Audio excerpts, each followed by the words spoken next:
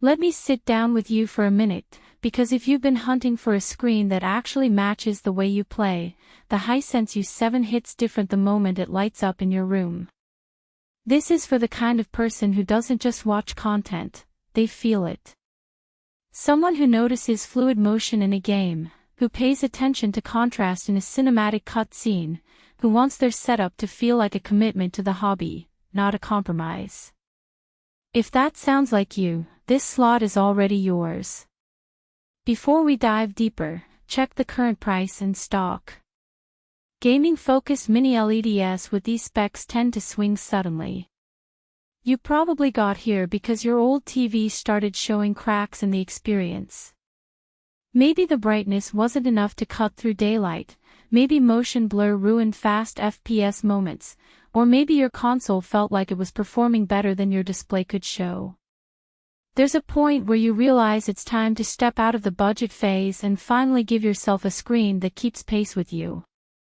The switch to the Hisense U7 feels like leaving noise behind.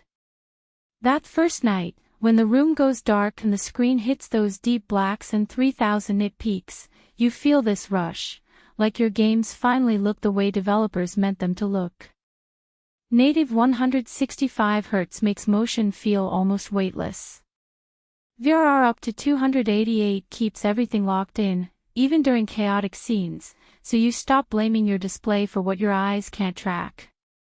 And real usage makes the upgrade even more obvious.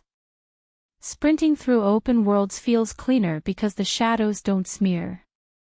Watching late-night episodes feels richer because the highlights lift without washing out.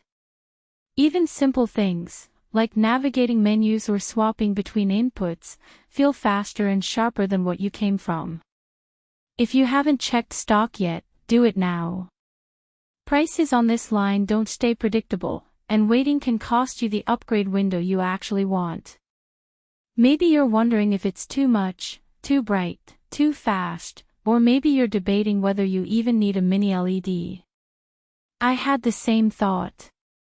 But every time you look at anything weaker, you feel the difference. You already know the level of performance you're aiming for, and the moment you step down, something inside you pushes back. The surprise benefit for me was how good streaming and everyday content looked. You expect the gaming power, but not the way movies and basic shows suddenly feel more premium, more polished, more immersive. It's the kind of uplift that sneaks up on you. And owning it feels different. This isn't a casual upgrade. This is the kind of screen that changes how you treat your entire setup.